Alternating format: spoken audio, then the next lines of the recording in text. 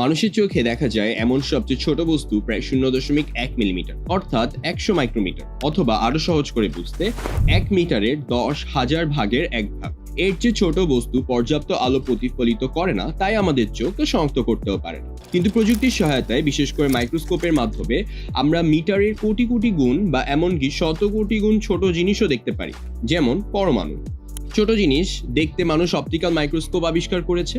এই মাইক্রোস্কোপগুলো আলো এবং লেন্স ব্যবহার করে বস্তু বড় করে দেখায়, যা আমাদের 200 ন্যানোমিটার, অর্থাৎ 1 মিটারের 200 বিলিয়ন ভাগের 1 ভাগ পর্যন্ত ছোট জিনিস দেখতে সাহায্য করে।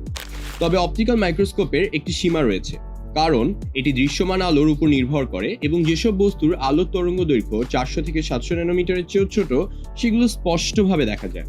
এর বাইরে দেখতে বিজ্ঞানীরা ইলেকট্রন মাইক্রোস্কোপ আবিষ্কার করেছেন। এটি আলো নয়, বরং ইলেকট্রনের বিম ব্যবহার করে অতি ক্ষুদ্র বিবরণ তুলে ধরে। এই মাইক্রোস্কোপগুলো মিটারের পারমাণবিক স্তর পর্যন্ত, প্রায় 0.1 ন্যানোমিটার পর্যন্ত বস্তুকে বড় করে দেখাতে পারে।